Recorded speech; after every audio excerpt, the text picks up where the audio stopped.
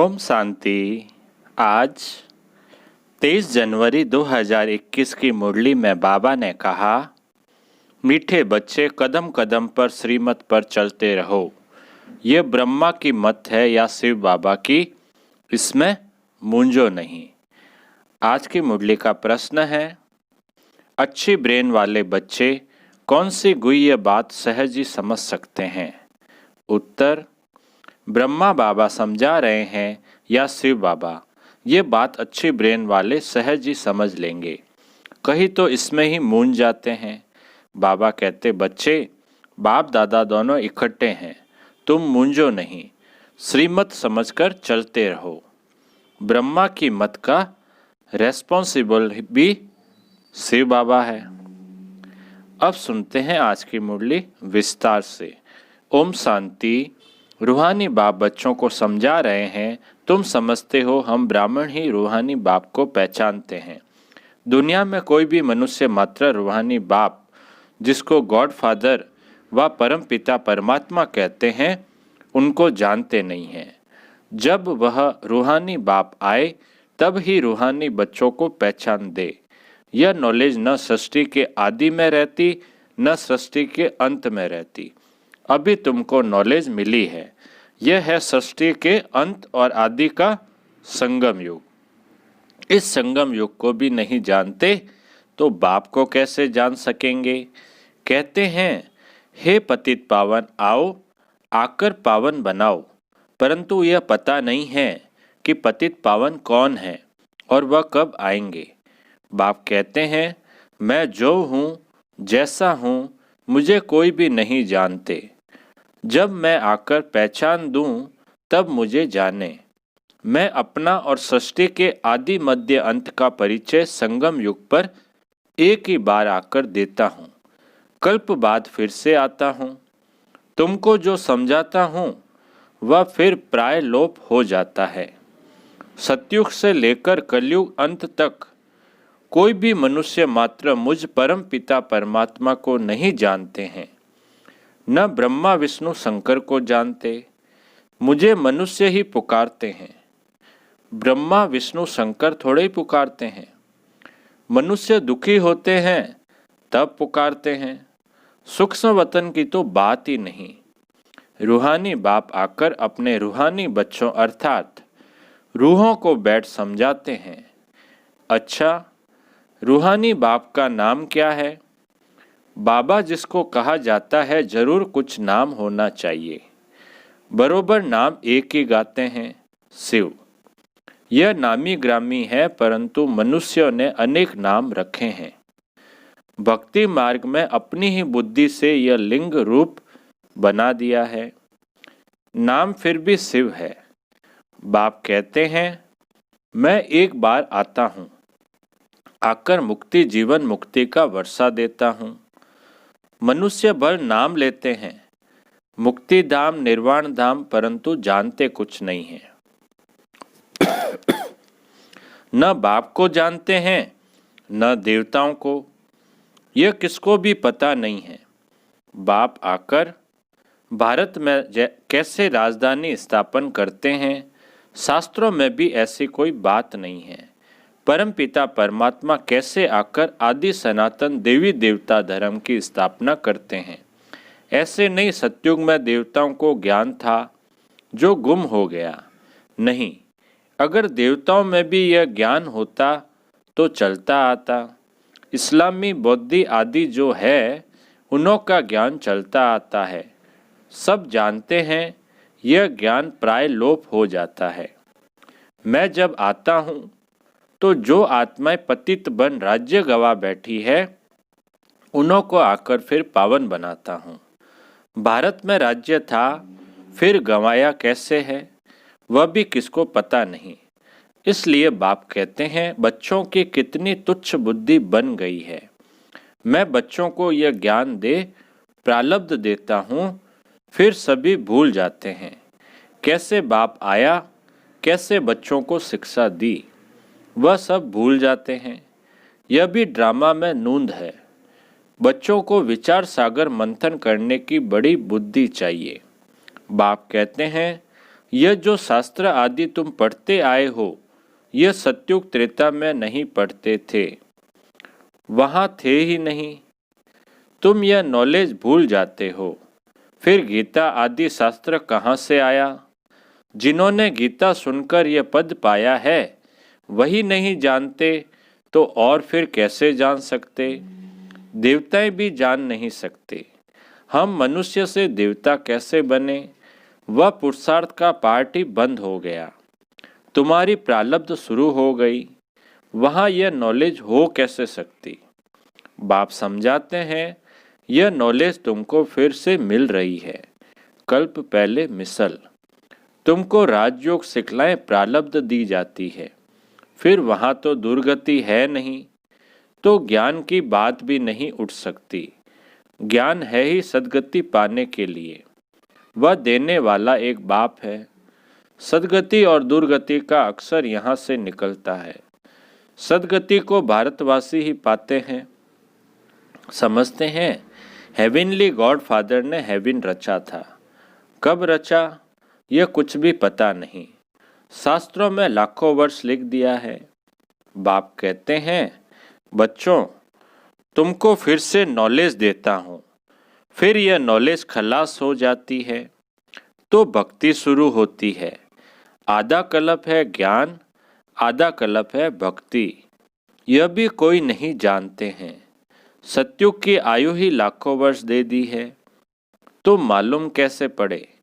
5000 वर्ष की बात भी भूल गए हैं, तो लाखों वर्ष की बात कैसे जान सके? कुछ भी समझते नहीं। बाप कितना सहज समझाते हैं। कल्प की आयु 5000 वर्ष है, युग ही 4 है, चारों का इक्वल टाइम 1250 वर्ष है। ब्राह्मणों का यह मिड गेड युग है, बहुत छोटा है उन 4 युगों से।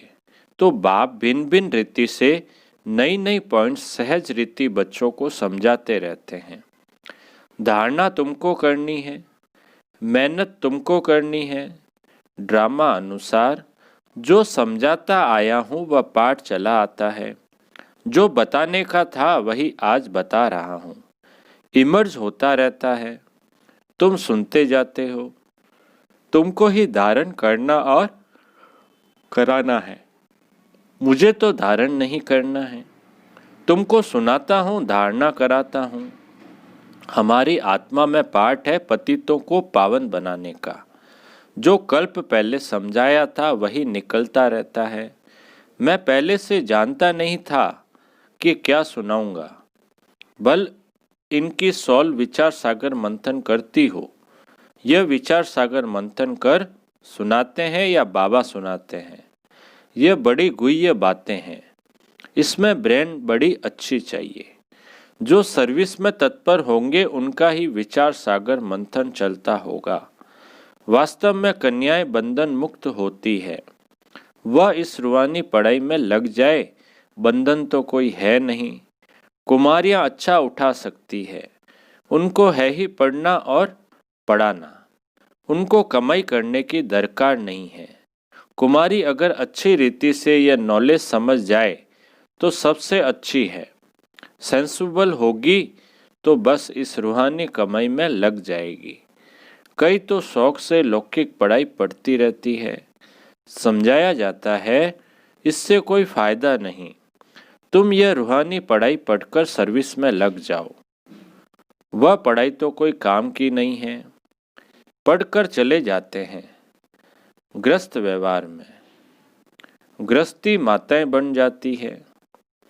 कन्याओं को तो इस नॉलेज में लग जाना चाहिए। कदम कदम श्रीमत पर चल धारणा में लग जाना है। मम्मा शुरू से आई और फिर इस पढ़ाई में लग गई। कितनी कुमारियां तो गुम हो गई। कुमारियों को अच्छा चांस है। श्रीमत पर चले तो बहुत फर्स्ट क्लास हो जाए। यह श्रीमत है वह ब्रह्मा की मत है, इसमें ही मूंज पड़ते हैं। फिर भी यह बाबा का रथ है ना, इसमें कुछ भूल हो जाए तुम श्रीमत पर चलते रहेंगे तो वह आपे ठीक कर देंगे। श्रीमत मिलेगी भी इन द्वारा। सदैव समझना चाहिए श्रीमत मिलती है, फिर कुछ भी हो रेस्पॉन्सिबल खुद है। इनसे कुछ हो जाता है, बाबा कहते हैं मैं रेस्पॉन्सिबल हूँ। ड्रामा में ये राज नूंधा हुआ है, इनको ही सुधार सकते हैं, इनको भी सुधार सकते हैं। फिर भी बाप है ना, बाप दादा दोनों इकट्ठे हैं तो मूंझ पड़ते हैं। पता नहीं शिव बाबा कहते हैं व ब्रह्मा कहते हैं। अगर समझे शिव बाबा ही मत देते हैं तो कभी भी हिले नहीं। शिव बाबा जो समझाते हैं सो राइट ही है। तुम कहते हो बाबा आप ही हमारे बाप टीचर गुरु हो, तो श्रीमत पर चलना चाहिए ना। जो कहे उस पर चलो, हमेशा समझो शिव बाबा कहते हैं वह है कल्याणकारी। इनकी रेस्पॉन्सिबिलिटी भी उन पर है। उनका रथ है ना, कौन है? ब्रह्मा बाबा, शिव बाबा का रथ है। मूंझते क्यों हो? पता नहीं यह ब्रह्मा की राय है या शिव की। तुम क्यों नहीं समझते हो? शिव बाबा ही समझाते हैं। श्रीमत जो कहे सो करते रहो। दूसरे की मत पर तुम आते ही क्यों हो? श्रीमत पर चलने से कभी झुटका नहीं आएगा, परंतु चल नहीं सकते, मूंझ पड़ते हैं। बाबा कहते हैं तुम श्रीमत पर निश्चय रखो, मैं रेस्पॉन्सिबल हूँ। तुम निश्चय ही नहीं रखते हो तो फिर मैं रेस्पॉन्सिबल नहीं। जो कहे चाहे प्यार करो चाहे मारो, यह उनके लिए गायन है। इसके लात आदि मारने की तो बात नहीं है, परंतु किसको निश्चय बैठता ही बड़ा मुश्किल है। निश्चय पूरा बैठ जाए तो कर्मातीत अवस्था हो जाए, लेकिन वह अवस्था आने में भी टाइम चाहिए। वह होगी अंत में। इसमें निश्चय बड़ा अडोल चाहिए। कर्मातीत अवस्था कब आएगी? अंत में आएगी ना। तो इसमें बाबा कहते हैं निश्चय बड़ा अडोल चाहिए, डावाडोल नहीं होना चाहिए, अडोल। शिव बाबा से तो कभी कोई भूल हो न सके, इनसे हो सकती है। ये दोनों हैं इकट्ठे, परंतु तुमको निश्चय भी रखना है। शिव बाबा समझाते हैं, उस पर हमको चलना पड़े। तो बाबा की श्रीमत समझकर चलते चलो, तो उल्टा भी सुलटा हो जाएगा। कहाँ मिसअंडरस्टैंडिंग भी हो जाती है। शिव बाबा और ब्रह्मा बाबा की मुरली को भी बड़ा अच्छी रीति समझना है।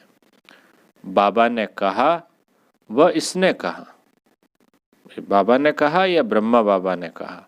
ऐसे नहीं कि ब्रह्मा बोलते ही नहीं हैं, परंतु बाबा ने समझाया है। अच्छा समझो, ये ब्रह्मा कुछ नहीं जानते, शिव बाबा ही कब सब कुछ जानते हैं। शिव बाबा के रथ को, शिव बाबा के भंडारे की सर्विस करता हूँ, यह याद रहे तो भी बहुत अच्छा है। शिव बाबा की याद में रहते कुछ भी करे तो बहुतों से तीखे जा सकते हैं। मुख्य बात है ही शिव बाबा के याद की, अल्प और बे, बाकी है डिटेल। बाप जो समझाते हैं उस पर अटेंशन देना है। बाप ही पतित पावन ज्ञान का सागर है ना। वही पतित शूद्रों को आकर ब्राह्मण बनाते हैं, ब्राह्मणों को ही पावन बनाते हैं, शूद्रों को पावन नहीं बनाते।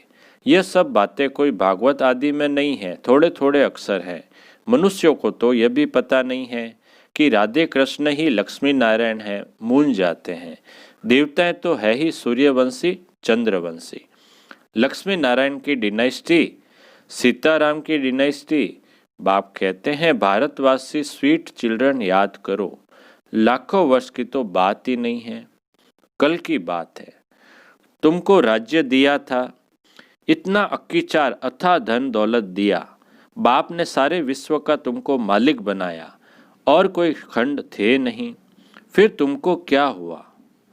विद्वान, आचार्य, पंडित कोई भी इन बातों को नहीं जानते। बाप ही कहते हैं अरे भारतवासियों, तुमको राज्य भाग्य दिया था ना। तुम भी कहेंगे शिव बाबा कहते हैं इतना तुमको धन दिया, फिर तुमने कहाँ गवा दिया? बाप का वर्षा कितना जबरदस्त है। बाप ही पूछते हैं ना, वह बाप चला जाता है तो मित्र संबंधी पूछते हैं बाप ने तुमको इतने पैसे दिए, सब कहाँ गवाए? यह तो बेहद का बाप है। बाप ने कौड़ी से हीरे जैसा बनाया, इतना राज्य दिया, फिर पैसा कहाँ गया? तुम क्या जवाब देंगे? किसको भी समझ में नहीं आता है। तुम समझते हो बाबा पूछते ठीक है, इतने कंगाल कैसे बने हो? बाबा पूछते ठीक है, इतने कंगाल कैसे बने हो? पहले सब कुछ सतो प्रधान था, फिर कला कम होती गई तो कुछ कम होता गया। सतयुग में तो सतो प्रधान थे, लक्ष्मी नारायण का राज्य था। राधे कृष्ण से लक्ष्मी नारायण का नाम जास्ती है। उन्हों की कोई ग्लानि नहीं लिखी है और सबके लिए निंदा लिखी है। लक्ष्मी नारायण के लिए कोई ग्लानि नहीं है। लक्ष्मी नारायण के राज्य में कोई दैत्य आदि नहीं बताते हैं। तो यह बातें समझने की है। बाबा ज्ञान धन से झोली भर रहे हैं। बाप कहते हैं बच्चे इस माया से खबरदार रहो। अच्छा, बाप दादा बोले मीठे मीठे सिके लदे बच्चों प्रति माता पिता बाप दादा का याद प्यार और गुड मॉर्निंग। रूहानी बाप की रूहानी बच्चों को नमस्ते। हम रूहानी बच्चों की रूहानी बाप दादा को याद प्यार गुड मॉर्निंग और नमस्ते नमस्ते नमस्ते। सदा रहेंगे हंसते हंसते, बन जाएंगे फरिश्ते। वाह बाबा वाह, वाह मेरा भाग्य। धारणा के लिए मुख्य सार में पहला पॉइंट, सेंसुबल बन सच्ची सेवा में लग जाना है। जवाबदार एक बाप है, इसलिए श्रीमत में संशय नहीं उठाना है, निश्चय में अडोल रहना है। दूसरा पॉइंट, विचार सागर मंथन कर बाप की हर समझानी पर अटेंशन देना है। स्वयं ज्ञान को धारण कर दूसरों को सुनाना है। अब मीठे बाबा का मीठा वरदान है, अपने प्रत्यक्ष प्रमाण द्वारा बाप को प्रत्यक्ष करने वाले श्रेष्ठ तकदीरवान भव। अपने प्रत्यक्ष प्रमाण द्वारा बाप को प्रत्यक्ष करने वाले श्रेष्ठ तकदीरवान भव। विस्तार, कोई भी बात को स्पष्ट करने के लिए अनेक प्रकार के प्रमाण दिए जाते हैं, लेकिन सबसे श्रेष्ठ प्रमाण प्रत्यक्ष प्रमाण है। प्रत्यक्ष प्रमाण अर्थात जो हो जिसके हो उसकी स्मृति में रहना। जो बच्चे अपने यथार्थ व अनादि स्वरूप में स्थित रहते हैं वही बाप को प्रत्यक्ष करने के निमित्त है। उनके भाग्य को देखकर भाग्य बनाने वाले की याद स्वतः आती है। स्लोगन, अपने रहम की दृष्टि से हर आत्मा को परिवर्तन करने वाले ही पुण्य आत्मा हैं। अपने रहम की दृष्टि से हर आत्मा को परिवर्तन करने वाले ही पुण्य आत्मा हैं। अच्छा, ओम शांति।